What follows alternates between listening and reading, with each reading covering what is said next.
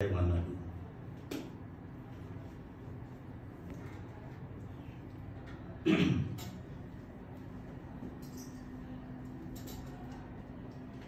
बाप मेला आणि मी गावात हत्तीवरून साखर वाटून आलो. कुबडा त्याची गोष्ट सांगू लागला. कोणी का म्हणून विचारायच्या आतच म्हणाला, साला कुबडा होता असे म्हणून त्याने छाती आत ओढली आणि मिस्टर इंडिया सारखी पोच घेतली. सगळे स्नायू हलले, सळसळ सळसळ, ग्रीष्मात हलणाऱ्या पिंपळासारखे, निर्मम, निरीच्छ आणि निर्हेतुक. त्यानंतर मी आईला दगड मारला. मित्राच्या तोंडावर थुंकलो.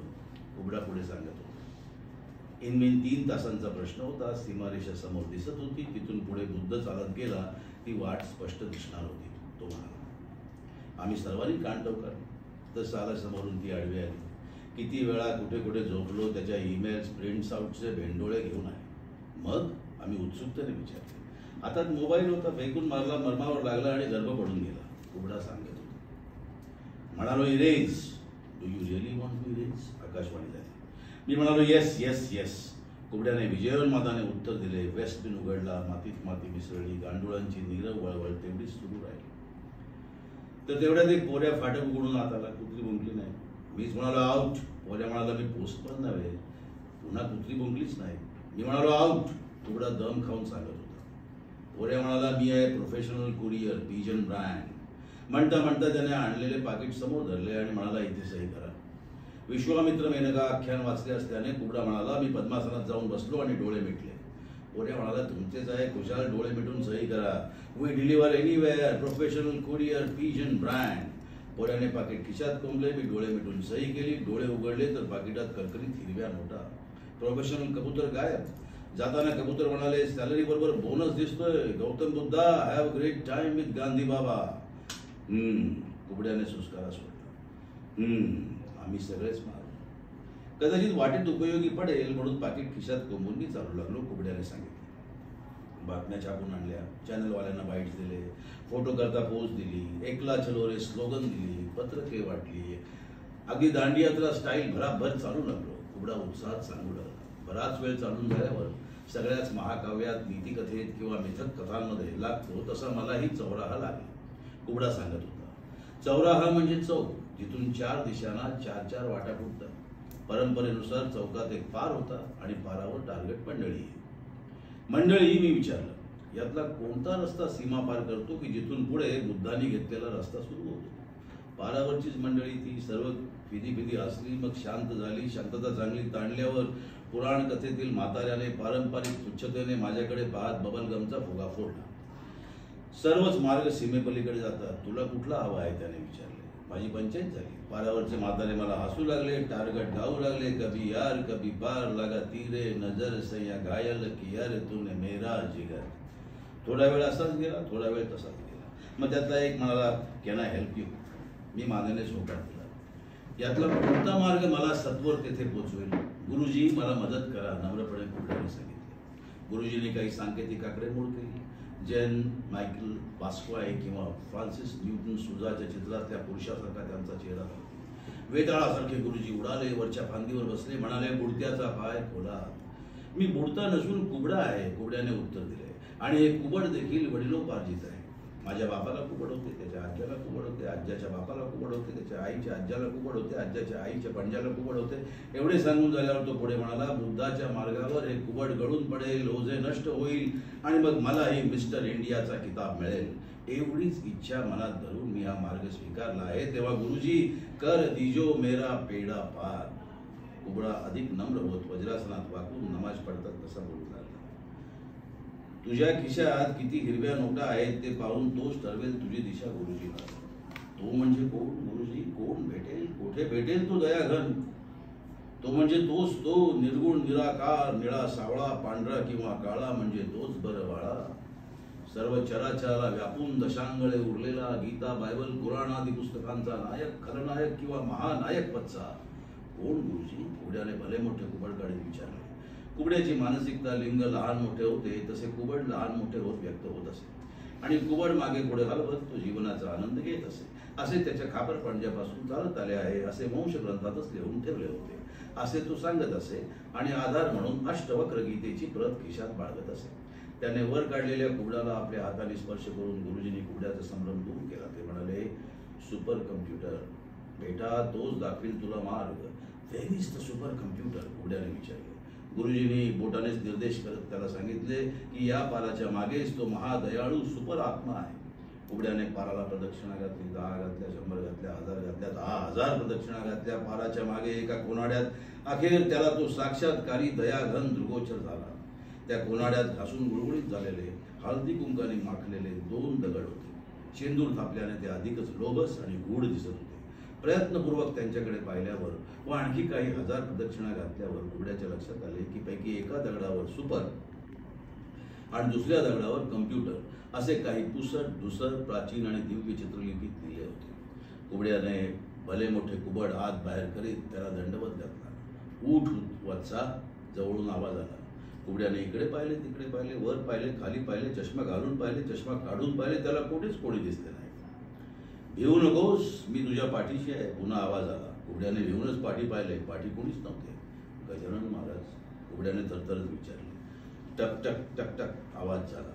वुडपेकरने बुंद्यावर चोच मारावी तसा, पाण्याच्या पृष्ठावर थेंब पडावेत तसा, किंवा जुन्या काळात गावात चक्की करायची तसा, तार यंत्रासारखा, कॉम्टोमीटर सारखा कुबड्याने स्वतःभोवती प्रदक्षिणा घालत सभोवार पाहिले. आय एम अ फनी बडी. काही लोक मला बडवा, बंडा, भटजी इत्यादी नावानेही जाणतात. पुन्हा आवाज आला. कुबड्याने पुन्हा समोर पाहिले. सुपर कम्प्युटरच्या सुपर निळ्या विशाल अतिविशाल स्क्रीनवर एक अंगठ्या एवढा ढेरपोट्या फनी बडी उर्फ बडवा इकडे तिकडे उड्या मारत नाचत होता. एंटर, बडी म्हणाला. कुबड्याने चाचपडत माऊस शोधला. एका हाताने माऊस सांभाळत त्याने एंटर कीवर दुसऱ्या हाताची तर्जनी रुतवली. स्क्रीन उजळला. हिंदी फिल्ममधल्या देवळातील सर्व घंटा अचानक आडव्या तिडव्या लोंबकळत एकदम वाजू लागाव्या तसा आवाज एका वेगेत वाजू लागला. अनेक आयकॉनच्या मुखवट्यांनी पाठोपाठ स्क्रीन भरून गेला.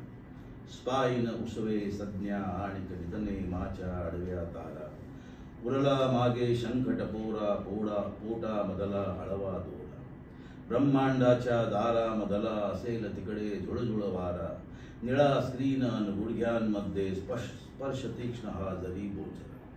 फनी बडी उर्फ पंडा गात होता. कुबड्याने पुन्हा कुबड मागे पुढे ओढत चालवत दंडवत घातला. दुसरे गुडघे चोळत उठून उभा राहिला. हा नॅनो सुपर आहे. बडीचा मिश्किल पण निश्चयी आवाज पुन्हा प्रगटला. सूक्ष्म सत्य आहे. कुबड्याने पुन्हा नमस्कार केला. बडी म्हणाला, बोल बेटा, काय हवं तुला? मार्ग महाराज, कुबड्याने सांगितले. मला मार्ग हवा. या 4 रस्त्यांपैकी नेमका कोणता मार्ग मी पत्करावा की जेणेकरून मी त्या बुद्धाच्या रस्त्यावर पोहोचेन? या कुबडाचे ओझे गेले 8 पिढ्या माझ्या अंगावर वागून मी आता थकलो आहे. ते सांडेल तर सत्य मिळेल, सत्य मिळाले तर बुद्ध मिळेल. मग मी त्याच्यासारखेच पद्मासन घालेन, पोटाचे 6 पॅक्स दाखवेन आणि अर्थातच मिस्टर इंडिया बनेन महाराज. एवढीच इच्छा मनी बाळगून कुबडा बोलू लागला. गाठी पैसा असेल तर मार्ग दिसेल, बडवा म्हणाला. आहे महाराज, बोनस सकट पगार म्हणजे शेपटी सकट कातडी, तीच आणली आहे बरोबर. कातडीचाच त्याग म्हणजे कात टाकून नवकांतीचा मार्ग. बडी तुच्छतेने हसला. म्हणाला, किती पैसा आहे त्यावर ठरेल कोणता मार्ग ते. म्हणाला, सुनता है भाई गुरु ज्ञानी, गगन में आवाज हो रही है झीनी झीनी. म्हणजे कुबड्याने आकाशाकडे पाहत विचारले.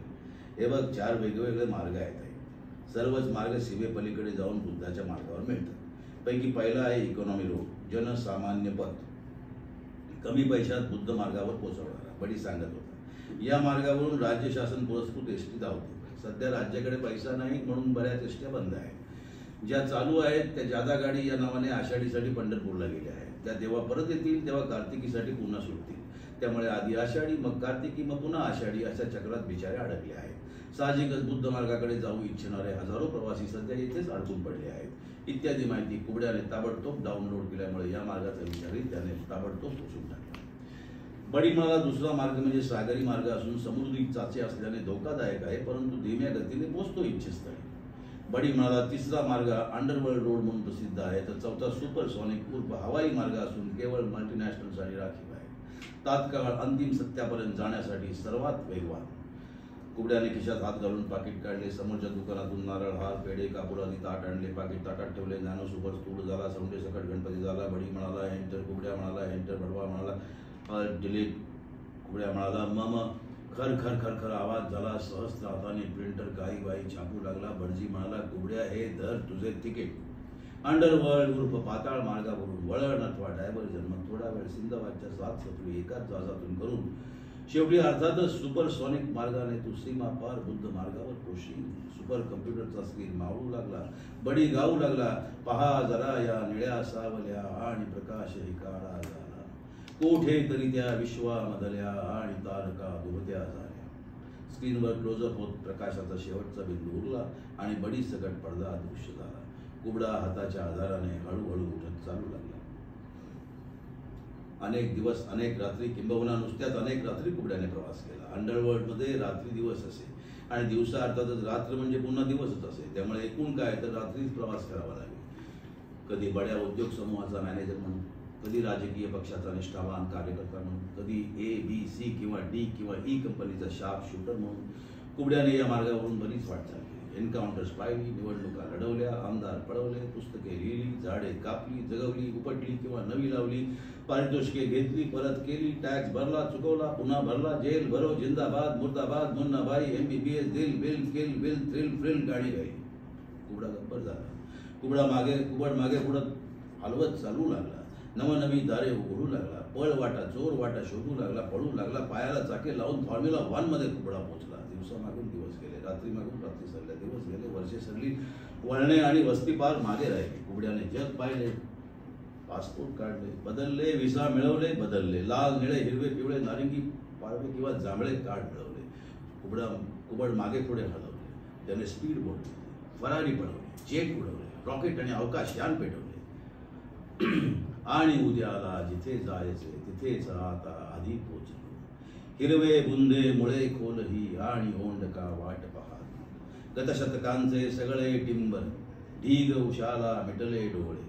बेंबी मधुनी तरी उगवले कमल गुलाबी helicopter.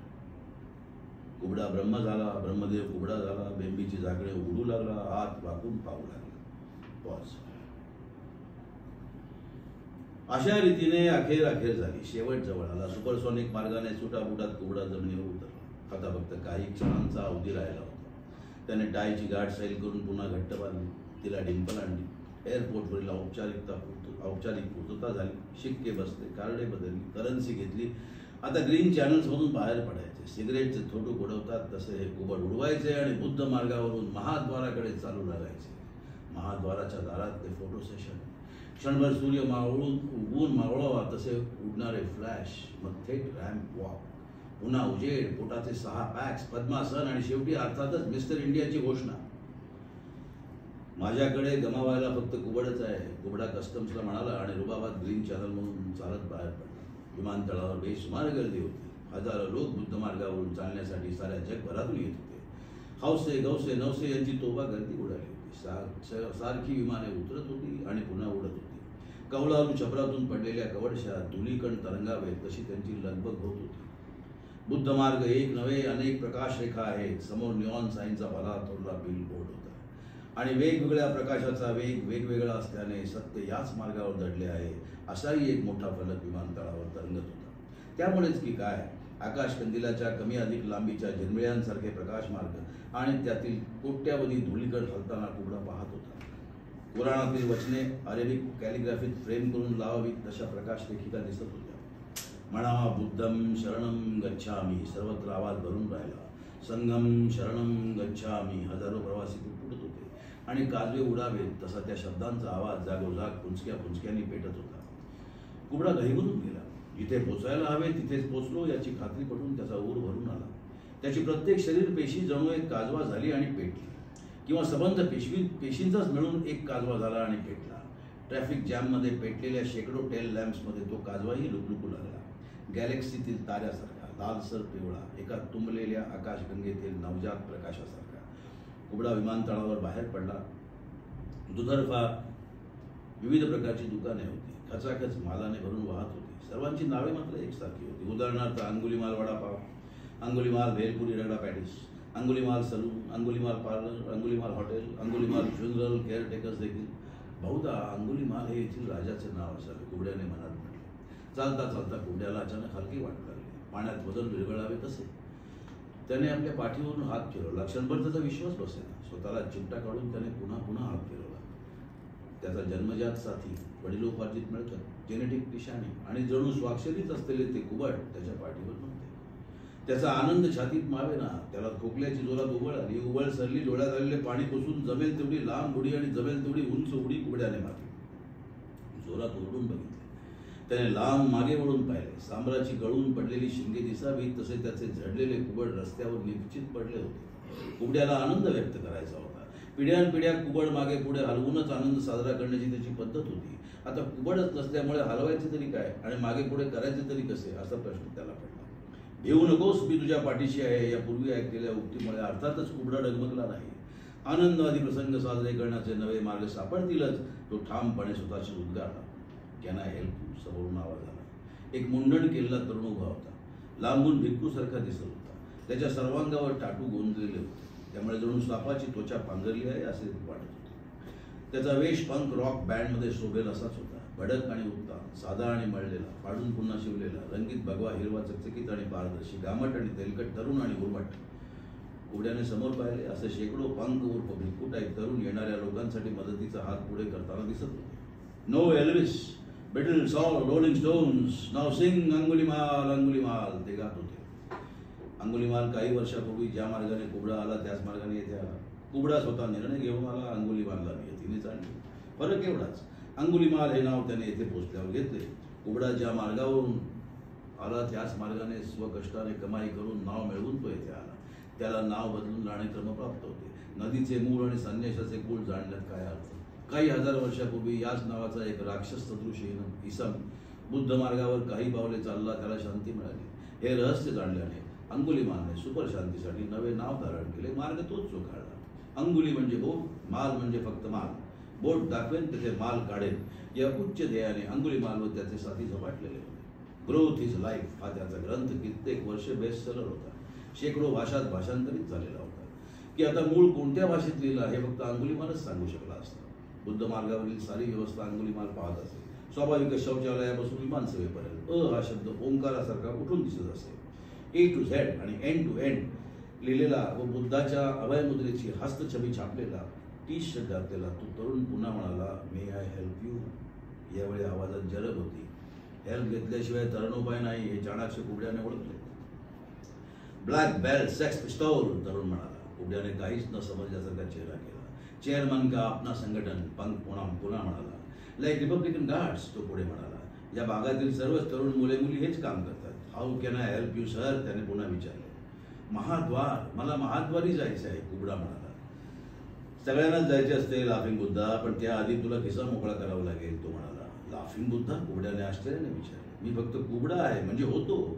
I am not any laughing Buddha, not that I want to be one. कुबड्याने खिशातील नोट काढत सांगितले. Be a man, be someone, kill yourself. Punk गाऊ लागला. मारय मारय, प्रहारय प्रहारय, मोहय मोहय, ज्वालय ज्वालय, सकल शत्रून छेदय छेदय. पंक पुन्हा गाऊ लागला. सेक्स पिस्तौल्स, तो म्हणाला. आय एम अ मॅन, कुबड्याने दमदार उत्तर दिले. माझा बाप मेल्यावर मी साखर वाटली. आईला दगडाने ठेचले. मित्राच्या तोंडावर ऍसिड फेकले. प्रेयसीला मोबाईलने ठोकले. वाटेत किती मारले याचा हिशोब नाही. सर्व संघ परित्याग करून मी येथे आलो आहे. मित्रा, मला महाद्वार दाखव, कुबड्याने विनवणी केली. म्हणजे आता तुझ्याकडे मोबाईल नाही? पंक भिक्खू टाईपने विचारले. That means you require a mobile. भिक्खू टाईप उत्साहित झाला. आणि मोबाईल शिवाय जीवन व्यर्थ आहे. आणि येथे तर अंगुलीमाल ट्विन फोन केलीत जीवन व्यर्थ आहे. ब्लॅक बेल्ट, सेक्स पिस्तूल म्हणाला. कुबडा काय बोलायचे आताच त्या भिक्खू टाईप माणसाने त्याच्या खिशातून आणखी नोटा काढल्या आणि एक खोके त्याच्या हातात दिले. पण मी तर सर्व त्यागून आलो आहे, मला याचा काय उपयोग? मी बोलू कोणाशी? कुबड्याने विचारले. No Elvis, Beatles, all Rolling Stones, fucking phones, fucking phones. भिक्खू टाईप पंक स्टार गाऊ लागला. म्हणाला, कोणाशी बोल? उदाहरणार्थ माझ्याशी बोल. आता आपण बोलत आहोत तसे न बोलता मोबाईलवरच बोल. म्हणजे पहा कशी गंमत येते ते. Fucking phones, fucking phones. कुबड्याने बॉक्स उघडला. आत फोनची एक जोडी होती. दोन कशाला? कुबड्याने विचारले. अंगुलीमाल फॉर्म्युला.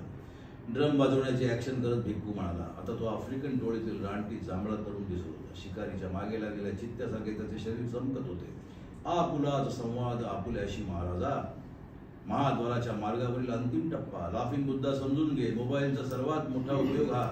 स्वतःच स्वतःला फोन कर, मेसेज पाठव, स्वतःच वाच, पुन्हा स्वतःच उत्तर पाठव, 2 in 1 ऑफरचा फायदा उठव. This is all upward mobility राजा, अपवर्ड मोबिलिटी.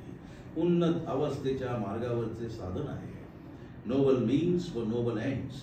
आणि अंगुलीमाल हा सर्वात लोकप्रिय अमेरिकन ब्रँड आहे लाफिंग बुद्धा. तेव्हा उचल हा फोन आणि कवटाळ विश्वाला कवेत. भिक्खू टाईप म्हणाला. पुन्हा सांगतो, मी लाफिंग बुद्धा नव्हे. कुबड्याने भिक्खूशी फोनवर बोलायला सुरुवात केली. हॅलो, तो म्हणाला.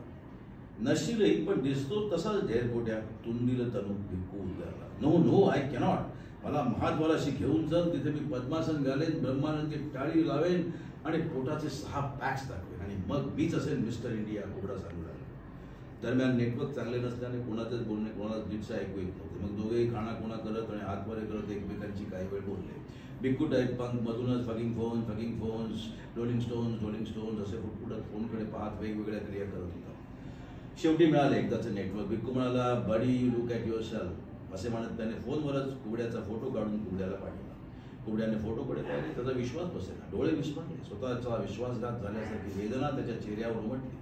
हात थरथरू लागले. वर्षानुवर्षाची तपश्चर्या, मेहनत आणि परिश्रम फुकट गेले की काय असे वाटू लागले. हा आपलाच फोटो आहे यावर विश्वास बसेना. स्वतःशी संवाद साधला पाहिजे याची त्याला खात्री पडली. त्याने दोन्ही हातात दोन्ही फोन घेऊन कानाला लावले, आवळले आणि तो जोरजोरात गाऊ लागला. फोन दोन फोन दोन lone lone lone zone stone rolling stone fucking phone. कुबड्याचे कुबड गळाले. ही गोष्ट सत्य होती. परंतु कुबडा एवढेच कुरूप आणि भले मोठे टेंगळासारखे पोट आता सुटले होते. जणू पाठीवरचे कुबड जाऊन पोटावर उगवले होते. एक वेळ कुबड परवडे. ते 8 पिढ्यांचे सोबती होते. पण हे सुटलेले 2 कसे दिसणार? एवढे दिवस सांभाळलेले 6 पॅक्स आणि भरीसभर म्हणून की काय फोटोत कुबड्याच्या मिशीत चांगले 4-2 पांढरे केसही उगवले होते. अंगुलीमालच्या राक्षसी सोळ्यांसारखे ते आवासून उभे होते. कापून टाकले तरी पुन्हा उगवणार होते. आयुष्याची संध्याकाळ व पाठोपाठ येणारी भयान रात्र त्या शुभ्र केसांमागून हलके दिसू लागली होती. एक थंड व दातखीळ बसवणारी शांतता कुबड्याच्या या फोनमधून त्या फोनपर्यंत पोहोचली. भेऊ नकोस, मी तुझ्या पाठीशी आहे, सेक्स पिस्तूल बोलले. हातातला फोन रिव्हॉल्वर सारखा फिरवीत तो गाऊ लागला. गणी गणगणात कंग खंग गंग गंग गंग बम बम बम बम बम यम रम लम शम शम धन धन धन धन धन सम हम लम शम शम. मित्रा काय करू आता? हे वाढलेले पोट घेऊन मी कसा चालू त्या महाकाय रॅम्पचा? कुबडा चिंतित पडला. नो एल्विस बेटल्स और रोलिंग स्टोन्स. पंख ओरडला. Fucking phones. कुबड्याने त्याच्या सुरात सूर मिसळला. मग झाले पैसा असेल तर मार्ग दिसेल, असतील शिते तर जमतील भूते. भिक्खू बोलू लागला. पैसा फेको, तमाशा देखो, you just walk the ramp. बाकी सगळे आम्ही पाहू. आम्ही म्हणजे कोण? कुबड्याने म्हणजे आत्ताच्या लाफिंग बुद्धाने विचारले. आम्ही म्हणजे अर्थातच अंगुलीमाल्स. पॉपस्टार बोलला. Look at us, we all were rock bands. Angulimal like our body looks. रात्री आम्ही फकिंग फोन्स परफॉर्म करतो. दिवसा लोक आम्हाला भिक्खू समजतात. थोडक्यात काय, अंगुलीमाल सर्वशक्तिमान आहे. He has the big contacts. शरीर वेडेवाकडे करीत, आळोखे पळोखे देत, गिटार पकडल्याची ॲक्शन करत त्या तरुणाने सांगितले. मग मी काय करू? कुबड्याने काकुळतीला येत विचारले. किसा रिकामा कर, रायझिंग स्टार म्हणाला. आणि त्यानंतर काहीही न बोलता तो पंख तारा अंतर्धान पावला. किंवा काही म्हणतात तसा डिजनरेट झाला. वेस्ट बिनमध्ये फेकला गेला. एकूण काय तर दिसेनासा झाला. आपला कुबडा एकटाच उरला. कुबड्याला भीती वाटली. भिवू नकोस, मी तुझ्या पाठीशी आहे. याचे सातत्याने वाचन, मनन, स्मरण, चिंतन केल्याने त्याला भीती वाटत नसे. फक्त पाठी असणाऱ्याच्या हातात आपल्या हातात असतो तसाच खंजीर असतो याचे ज्ञान त्याला असल्यामुळे तो नेहमीच अधिक अलर्ट होत असे. आपल्या पाठीमागे कोणी राहणार नाही याची काळजी घेत असे. अशी काळजी घेतल्याने वर्षानुवर्षे बोनस बिनचूक घरी येतो याचा त्याला अनुभव होता. या नव्या मार्गावर रॉकस्टारने अंगुली निर्देश केलेल्या दिशेने कुबडा छाती काढून जमेल तेवढे पोट आत खेचत चालू लागला. पॉज.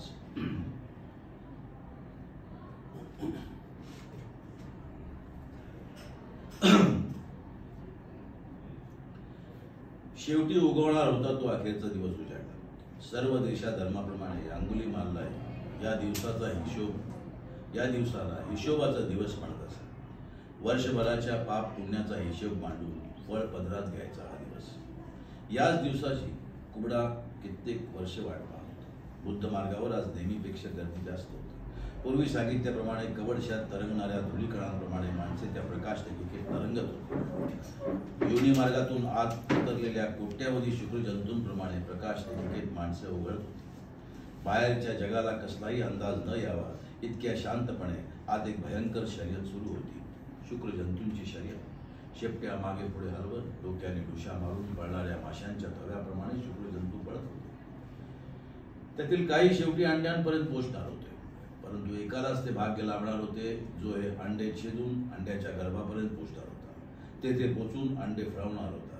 कुबड्याला तिथे पोचायचे होते, अंडे फळवायचे होते. पळणाऱ्या प्रत्येक जंतूकडे तुच्छतेने पाहत कुबड्या हॅ असे ओरडत असे, मोठ्याने ओरडत असे आणि पुन्हा पळत असे. असे केल्याने आपली ताकद वाढते हे त्याला त्याच्या पर्सनल ट्रेनरने अर्थात भिक्कू टाईप रॉक स्टारने सांगितले होते. रोज पहाटे उठून अर्धा तास केवळ एवढेच तो घोकत असे. अंगुलीमाल जिम्नॅशियमचा एकाक्षरी मंत्रच होता. पळा पळा कोण पुढे पळेतो हे अंगुलीमाल कंपनीचे ध्येयवाक्य होते आणि पळेल तोच फळवेल या तत्वावर पूर्ण विश्वास असल्याने महाकाय अंगुलीमाल रोज सकाळी 2 तास समुद्रकिनारी पळत असे. त्याच्याबरोबर त्याचा कुत्रा, गाडी, ड्रायव्हर, अंगरक्ष, बायको, प्रेयस्या, मुले आणि अधिकारी सर्वच पळत असत. आपणही पळत आहोत हे अंगुलीमालला दिसावे म्हणून कुबड्याही त्याच वेळात त्याच मार्गापासून जवळ पळत असे. पण पर्सनल ट्रेनरच्या आदेशानुसार असे त्यावेळी मात्र ओरडत नसे. अधूनमधून कुबड्याने ट्रेनिंगचा भाग म्हणून आपल्या डॉक्टरी तपासण्याही करून घेतल्या होत्या. एवढे रोज पळूनही कुबड्याचे पोट मात्र कमी न होता थोडे अधिकच मोठे दिसत होते. याचा त्याला कायम घोर लागलेला असे. डोक्याचा घोर आणि पोटाचा घेर एकमेकावर अवलंबून असतात डॉक्टरने सांगितले होते. This is not a pouch, all that is gas, trainer उर्फ स्टार म्हणत असे. This is not gas, all that is stress असेही म्हणत असे. त्यामुळे कुबड्याचा स्वतःवरील विश्वास डगमगत नसे. असो, आज अखेरच्या दिवशी त्याच आत्मविश्वासाने तो पळत होता. जंतूंच्या गर्दीत असे ओरडत तुच्छतेने पाहत मुसंडी मारून तो धावत होता. अंगुलीमाल सकट समस्त प्रेक्षक वर्ग टाळ्या वाजवून तुझ्या मुसंडीला दाद देतो आहे असे SMS त्याच्या ट्रेलरकडून वारंवार त्याच्या मोबाईलवर उमटत असल्याने तो पुन्हा पुन्हा उत्साहित होत धावत होता. धावताना मोबाईलवर बोलणे, संदेश वाचणे, त्यावर गतीत बदल करणे, पुन्हा संदेश पाठवणे आदी क्रिया करण्यात तो तरबेज झाला होता. कोट्यावधी शुक्रजंतूंचे लोंढे मोबाईल घेऊन जोरजोरात बोलत, भांडत, हसत, खिदळत, गाणी गात, नाचत, गेम करत बुद्ध मार्गावरील प्रकाशरेखेतून सतत पुढे सरकताना पाहणे हे एक स्वर्गीय नेत्रसूख होते. ट्रेनर म्हणे मोबाईल म्हणजे कम्प्युटर म्हणजे कार्यालय म्हणजे घर म्हणजे मंदिर, अर्थातच मंदिरातील प्राण म्हणजे मोबाईल आणि म्हणून मोबाईल म्हणजे परमेश्वर. या सिद्धांतावर बुद्ध मार्गावर धावणाऱ्या प्रत्येकाचाच विश्वास असल्याने आपापले मोबाईल परजत प्रत्येक जण धावत होता. प्रत्येकाचाच मोबाईल सतत वाजत किंवा थरथरत असल्यामुळे वातावरणात एक वेगळेच संगीत भरून राहिले होते. कुबड्याच्या दोन्ही मोबाईल्समध्ये पक्षाच्या किलबिलाटापासून ट्विन टॉवरच्या स्फोटापर्यंत असंख्य डायल टोन त्याच्या ट्रेनरने लोड केले होते. त्यामुळे प्रसंगी केवळ टोन बदलून ते पुन्हा पुन्हा वाजवून कुबड्या मुसंडी मारू शकत होता. पाहता पाहता कुबड्या पुढे येऊ लागला. पहिल्या 10 गणात धावू लागला. आपल्या वाढलेल्या पोटाचा उपयोग इतरांना अडवण्यासाठी धडकण्यासाठी करू लागला. बघता बघता तो D पर्यंत पोहोचला. गोल पोस्ट आता काही यार्डावर राहिले होते. कुबड्याचा आनंद गगनात मावेना. ज्यासाठी केला अट्टाहास तो शेवटचा दिस गोड व्हावा एवढीच त्याची इच्छा होती. कुबड्या त्याच्या ध्येयापासून म्हणजेच फळवण्याच्या छिद्रापासून आता केवळ हाकेच्या अंतरावर उभा होता. गोल पोस्टमध्ये एक भले थोरले पांढरे अंडे ठेवण्यात आले होते. ते प्राचीन डायनासोरचे होते असे मानण्याचा प्रघात होता. कुबड्या सकट अन्य 10ही स्पर्धक आता जीव तोडून धावत होते. एक एक करून अंड्यावर आदळत होते. डोके आपटून पडत होते. लोक टाळ्या पिटत होते. पाहणारे विवळत होते. छाती फुटून घेत होते. कुबड्याही जीव खाऊन धावला. अंड्याला अडकला. ते प्राचीन दगडी अंडे हल्ले. कुबड्याचे काळीज लकाकले. ट्विन टॉवरच्या स्फोटाचे त्याने टोन सेट बटन दाबले. कुबड्याचे डोके अंड्यावर आपटले. कुबड्याची छाती फुटली. एखादी फासळी तुटली. कुबड्या धडपडला. रक्त ओकला. आसमंत गरजू लागला. SMS धडकू लागले. कुबडा विवळला. कुबडा कोसळला. पाहता पाहता पोट वर करून अंड्यासमोर निश्चित पडला. गपगार झाला. चंचू तशीच उघडी बदला अंबवी निष्प्राण देह पडला श्रमहीन मार. स्टेडियम हळूहळू रिकामे झाले. इतरांसारखे कुबड्यालाही स्टेजवर हलवले. पण ट्रेनर उठून भिक्कू टाईप कुबड्याच्या कानात कुजबुजला. वेल डन माय बॉय, रात्री रॅम्प वॉक आहे. कुबड्याने डोळे मिटले, उघडले, पुन्हा पुन्हा मिटले, पुन्हा पुन्हा उघडले. कुबडा शक्ती साठवू लागला. ट्रेनरचे शब्द गुणगुणू लागला. वेल डन माय बॉय, आज रात्री रॅम्प वॉक आहे. कुबड्याच्या कानात मधमाशांनी पोळे बांधले. पॉज.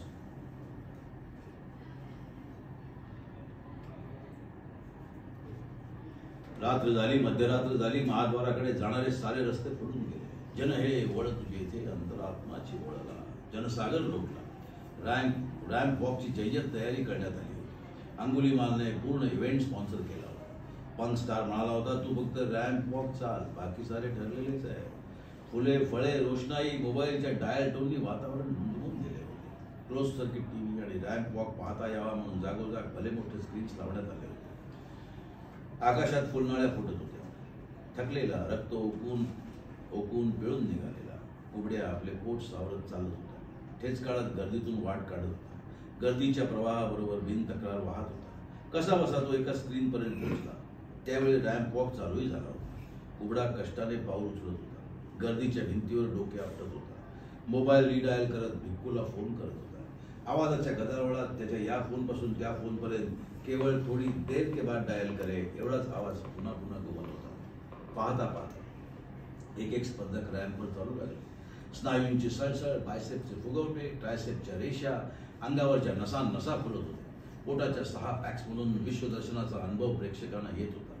लोक भारावून जात तल्लीन झाले होते. औंढा गिळत कुबडा शरीर ओढत होता.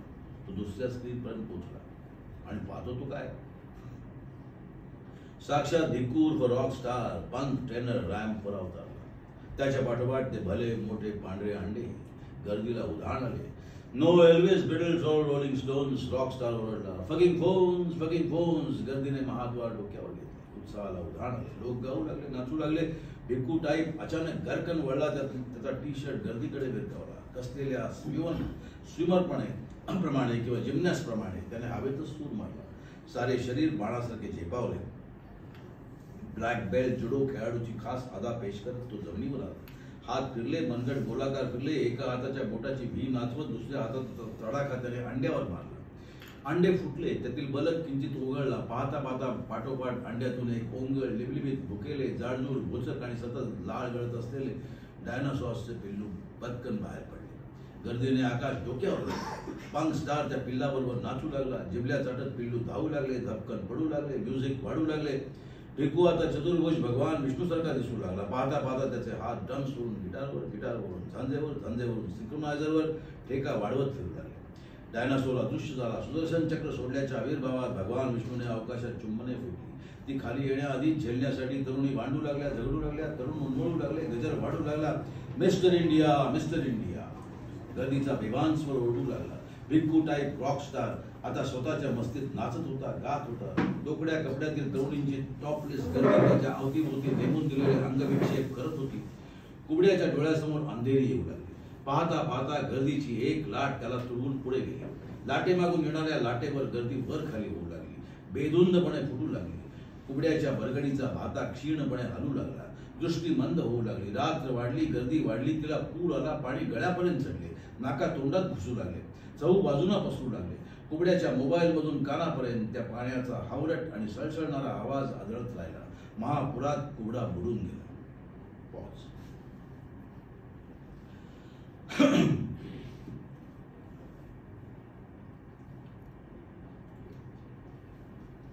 दुसऱ्या दिवशी वाहत वाहत कुबडा किनाऱ्यावर फेकला गेला. आता उठवत नव्हते, उठायची इच्छाही नव्हती. एवढे सांगून कुबड्याने एक दीर्घ श्वास घेतला. कुबड्याची गोष्ट समजली. आम्ही सारेच उठून उभे राहिले. बुद्ध मार्गावर दुधर्बा बोधिवृक्षाच्या प्रतिकृती लावण्यात आल्या होत्या. अंगुलीमाल कंपनीतर्फे त्यांची देखभाल केली जात असे. त्यामुळे बोधिवृक्ष चांगलेच डेरेदार वाढले होते. आम्ही उठून आपापल्या बोधिवृक्षाकडे निघालो. उर्वरित रात्र बोधिवृक्षाखाली काढून उद्या येथून निघायचे होते. तसे पॅकेजेस होते म्हणा. महाद्वारासमोर सुपर कम्प्युटरचा अतिविशाल निळा स्क्रीन रात्री स्पष्ट दिसत होता. रॉथकोच्या चित्रासारखा. आत्मक्लेशाचा किंवा आत्महत्येचा कच्चा मसुदा लिहून ठेवावा तसा निळा रंग. निळ्यातून काळा पिळावा तरी सलग निळा. Detach, draft for suicide. स्थितप्रज्ञ. निळ्या स्क्रीनकडे पाहत आम्ही आपापल्या बोधिवृक्षाखाली बसलो. पद्मासन घातले. मन एकाग्र केले. लांब अंगुलीमाल पबमधून संगीताची पुसट लकेर बाहेर पडून खडकावर फुटणाऱ्या समुद्राच्या लाटेसारखी फुटत होती. तिच्या लाया पसरत होत्या. आम्ही कानाला लावलेल्या हेडफोन्समधून लकेरी मेंदूपर्यंत हळूवार पोचत होते. Fucking phones, fucking phones, fucking phones, fucking phones.